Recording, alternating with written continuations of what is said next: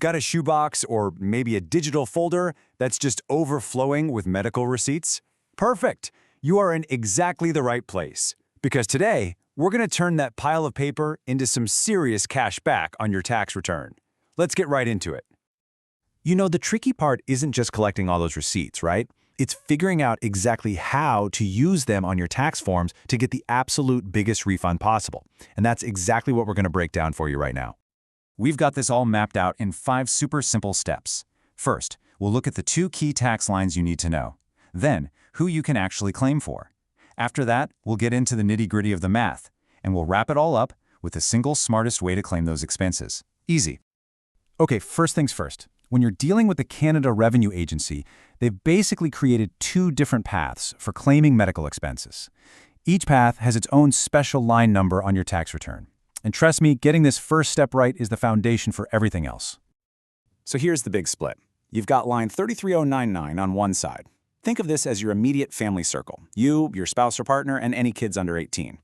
Then on the other side, you have line 33199. This one's for other relatives you're helping out, like an adult child or maybe one of your parents. Just figuring out which person's receipts go on which line, that's step number 1.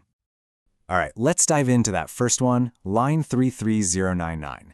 Honestly, this is the one that most people are going to use because it's all about your immediate family. So, who exactly falls into this bucket? Well, it's you, your spouse or common law partner, and any of your kids or your spouse's kids who are under 18 at the end of the tax year. The great thing is, you can bundle all of their medical costs together into one big claim. Okay, now let's talk about that second option, line 33199.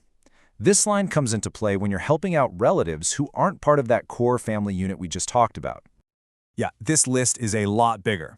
We're talking about your kids who are 18 or older, your parents, grandparents, even brothers, sisters, aunts, uncles, you get the idea.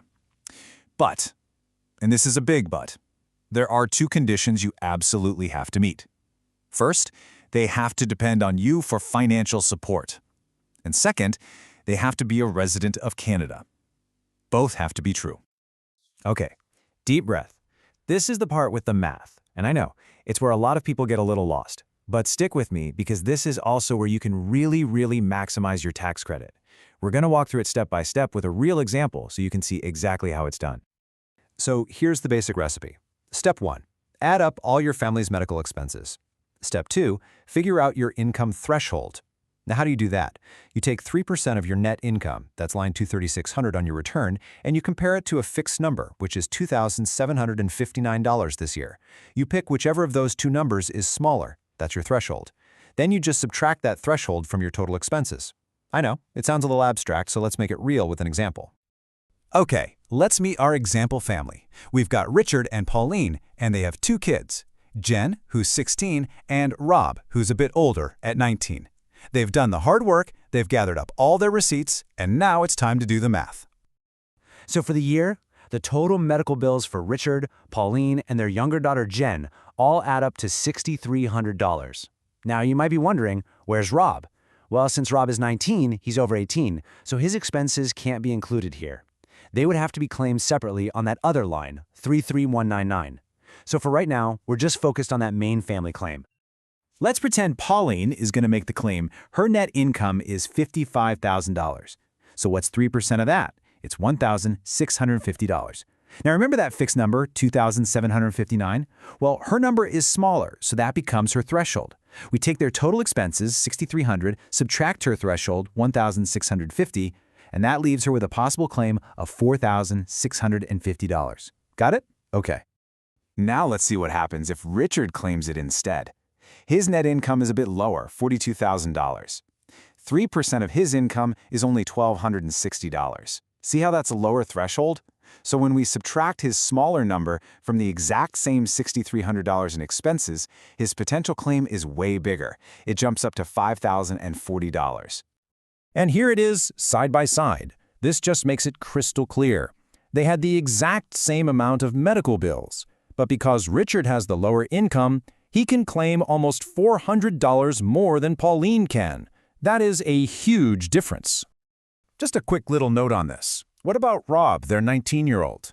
Well, if they wanted to claim his expenses on line 33199, the math is pretty much the same. But here's the key difference. For that 3% calculation, you wouldn't use your own income.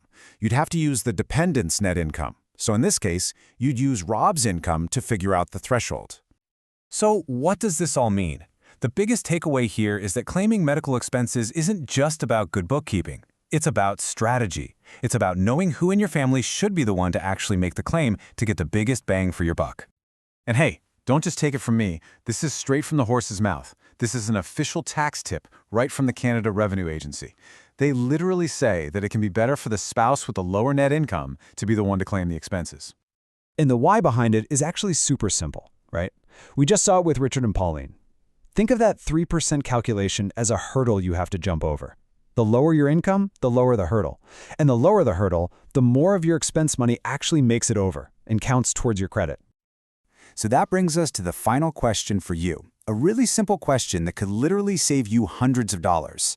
Before you file your taxes this year, have you checked who has the lower net income in your household? Because that person, well, they might just be your family's tax time MVP.